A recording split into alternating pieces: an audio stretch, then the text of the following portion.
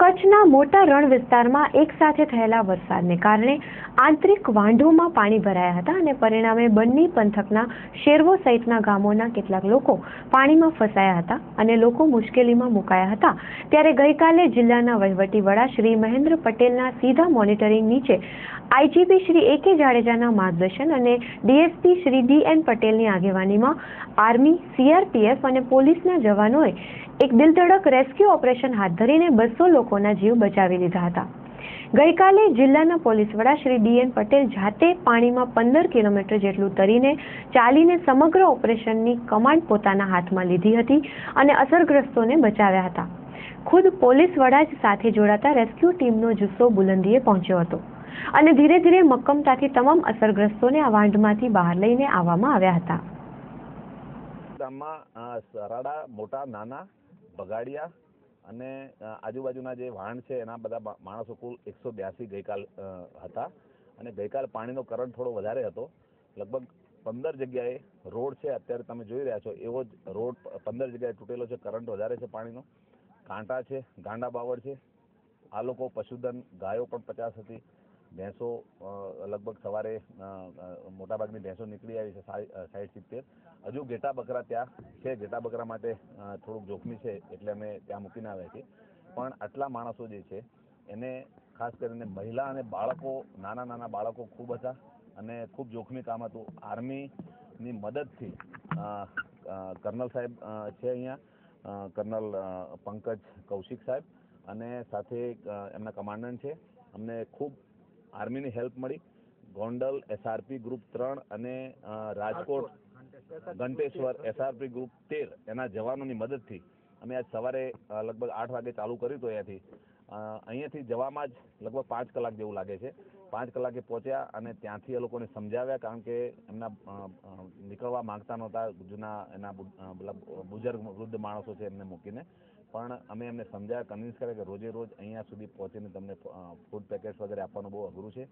Convince કર્યા, મહિલા બાળકો તમામને અમે રવાના કર્યા।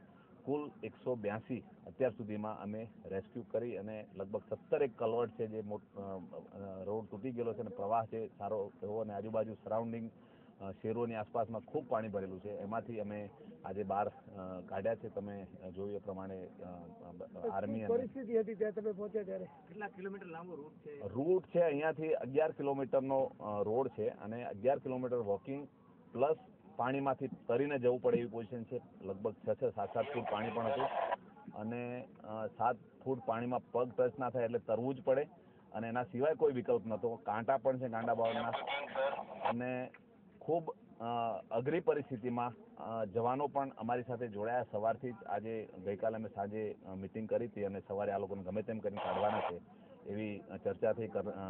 બ્રિગેડિયર અમારા વશિષ્ઠ સાહેબ છે, એમના ખૂબ સહયોગ રહ્યો, એમની પૂરી ટીમ છે, જેકલિન અને એમની તરવૈયાની ટીમ, એની મદદથી બોટ્સ વગેરેની સગવડ કરી। પોલીસ, સ્થાનિક પોલીસ, એસઆરપી અને આર્મીનું સંયુક્ત રીતે સંકલનથી અમે આ ફર્સ્ટ ક્લાસ રીતે બધાને બહાર કાઢી આવ્યા છે। કોઈ પણ જાનહાનિ નથી। હવે ફક્ત ત્યાં ઘેટા અને બકરા કુલ લગભગ 100 જેવા છે ને વૃદ્ધ જે 6 માણસો છે જે બિલકુલ ચાલી શકે એમને ઉચકીને જ લાવવા પડે એવા છે, એટલે એ લોકોને ફૂડ પેકેટ્સ વગેરે ત્યાં વહીવટીતંત્ર તરફથી હતા, બધાને આપી દીધા છે। 15 થી 20 દિવસ ચાલે એટલું રાશન આપી દીધું છે અને સાથે જે ઘેટા બકરાને સાર સંભાળ માટે એ લોકો નજીકમાં ત્યાં રહી શકે એના માટે 5 બીજા માણસોને એમાં મૂકીને આવ્યા છે। એમનું પૂરતી સગવડ છે, કેરોસીન વગેરે સહિતની તમામ સગવડો આપેલી છે અને સાથે સાથે બકરા ઘેટાને ચારા માટે નજીકમાં એમને પીલુડી વગેરેના ઝાડના જે છે પાંદડા એ ખાઈ અને નિર્વાહ કરી શકે એવી પોઝિશન છે। એટલે હવે પાણી થોડું ઓછું થશે તો ત્યાં ઘાસ પણ પહોંચાડવાની વ્યવસ્થા થશે। આ રેસ્ક્યુ ઓપરેશન વખતે ખુદ જિલ્લા કલેક્ટર મહેન્દ્ર પટેલ, આઈજીપી શ્રી એ.કે. જાડેજા સ્થળ પર ઉપસ્થિત હતા અને જે લોકો બચાવાયા તેમની પાસેથી પ્રાથમિક વિગતો લેતા હતા। રેસ્ક્યુમાં બચાવાયેલા લોકો માટે સ્થળ પર જ ફૂડ પેકેટ, પાણી, રાશનની વ્યવસ્થા ઊભી કરવામાં આવી છે। કચ્છના આ બંને દિગ્ગજ અધિકારીઓએ આ રેસ્ક્યુ ઓપરેશન અંગે ચંચળ ન્યૂઝ સાથે વાત કરી હતી। શહેરોમાં જે 184 લોકો ફસાયેલા હતા એમાં નાના 3 મહિનાના બાળકથી માંડી અને બુઝુર્ગો સુધી હતા, સ્ત્રીઓ હતા, યુવાનો હતા, ઢોર ધાકર હતા। આ બધાને આજે ઇન્ડિયન આર્મી એના ઓફિસરો મારી સાથે છે, સીઓ સાહેબ છે, વિશાલજી છે, ઓલ ઓફિસર, આઈજી સાહેબ, એસપી સાહેબ, એસઆરપીના 2 કંપનીઓ ગોંડલ અને ગલતેશ્વર રાજકોટ, આ લોકોએ 300 જવાનોએ એટલી બધી મહેનત કરી છે, અધિકારીઓએ મહેનત કરી છે. આપે વિઝ્યુઅલ લીધા હશે. આટલા બધા વહેતા પાણીમાં આટલી બધી ટફ એક્સપિડિશન કરી અને 184 જિંદગી બચાવી છે. સવારે રાશન લઈને ગયા. આર્મીને તો અભિનંદન આપું કે એમને પૂરી અને એવું પોતે બનાવીને લાવ્યા અને એ લોકોને ગરમ ગરમ ખવડાવ્યું. સાથે સાથે આપણે રાશન આપ્યું છે, ફૂડ પેકેટ આપ્યા છે, પાણી આપ્યું છે, કેરોસીન આપ્યું છે. અને આજે પબ્લિક પણ બહુ ખુશ છે. જેટલા લોકો અહીંયા આવે છે એટલા લોકોને હું પૂછું છું તો સરકારનો, આર્મીનો અને પોલીસનો અને ભગવાનનો બધાનો ખૂબ ખૂબ આભાર માને છે. અને આજે હવે કચ્છ જિલ્લામાં એક પણ વ્યક્તિ કોઈ જગ્યાએ આઇસોલેશનમાં હોય કે ફસાયેલી હોય એવું નથી.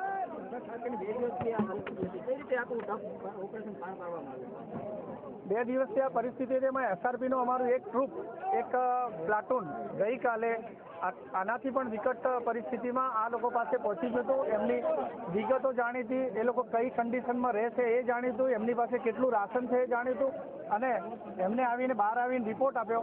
એના પછી અમે એસપી સાહેબ, હું, આઈજી સાહેબ, ડીડીઓ સાહેબ અને રાત્રે 12 વાગે આપણે આર્મીના તમામ ઓફિસરો, કર્નલ પંકજ અને અમારા વિશાલજી બધાએ બેસીને આખું પ્લાનિંગ કરીને કે કઈ રીતે આ એક્સપિડિશન આપણે અને અંજામ આપવો. અને બધાએ અને આર્મીએ તો એટલું બધું અમને હૂંફ આપી કે અમે બેઠા છીએ અને બધું પૂરું થઈ જશે, ચિંતા ના કરો. ને અમારા બ્રિગેડિયર વસીફ જે કમાન્ડર સાહેબ છે, કમાન્ડર સાહેબે પણ આખી રાત આનું ફોલોઅપ કર્યું છે. ને હાલ આપનો હું ઇન્ટરવ્યૂ આપું છું એની 2 મિનિટ પહેલાં પણ કમાન્ડર સાહેબ આનું ફોલોઅપ લેતા હતા. અને આર્મીનો જબરદસ્ત સહકાર, નીલોફર વખતનો સહકાર આપણે બધાએ જાણીએ છીએ. એમ કચ્છ ઉપર જ્યારે આફત આવી છે ત્યારે આપણા આ આર્મ ફોર્સિસના જવાનો અને પોલીસના જવાનો અને સાથે સાથે પ્રજા અને મીડિયા આ બધાએ ખૂબ જ સહકાર આપ્યો છે. અને એ રીતે કચ્છ ઉપર આવેલી અતિવૃષ્ટિની આ મોટી આફત આપણે બધાએ ખભે મિલાવીને લડી લઈ અને પૂરી કરી છે. લોકોની જિંદગીઓ બચી ગઈ છે, પશુધન બચ્યું છે. જેટલું પશુધન છે આપણા જે વસ્તીના પ્રમાણમાં એટલું ને એટલું 20 લાખ પશુધન છે. અને એમાં પણ જે મૃત્યુઆંક આપણને દેખાય છે એમાં ઘેટા બકરાઓનો વધારે છે. અને હજુ પણ ગામે ગામ આપણે સર્વે ચાલુ છે, થોડો વધવાની સંભાવના છે. આજનો છેલ્લો આંકડો 12,000 હતો. દરમિયાન ભારે વરસાદ બાદ આ વિસ્તારમાં પશુઓનું મોટી સંખ્યામાં મરણ થયું છે. શેરવા ઉપરાંત ભીરંડિયારા, સાડાઈ, રેલડી, મિસરિયાડા સહિતના વિસ્તારોમાં ભરાયેલા પાણીને કારણે લોકો આફતમાં મુકાયા છે. ત્યારે અસરગ્રસ્તોએ તેમના ઘરની પરિસ્થિતિ રાબેતા મુજબ ન થાય ત્યાં સુધી સરકાર દ્વારા તેમને રાશન પૂરું પાડવામાં આવે તેવી માંગ કરી હતી. સુમારભાઈ, ક્યાં ગામમાં રહ્યો છો અને તમે કેટલા દિવસથી ફસાયા? હા, મોટા સરાણામાં રહું છું અને મંગળવારનો વરસાદ ફરી બુધવાર જો મંગળવાર જો બંધ થયું અને 3 દી થયા, ગુજરાતી 3 દી થયા અમે શેરુઆમાં પડ્યા હતા. તમારી સાથે કેટલા લોકો હતા અને આજે કઈ રીતે બચ્યા તમે? બચ્યા હતા કુદરત સાથે બચ્યા. અને શું હતો કે નીકળવાનું કોઈ શક્યતા નથી.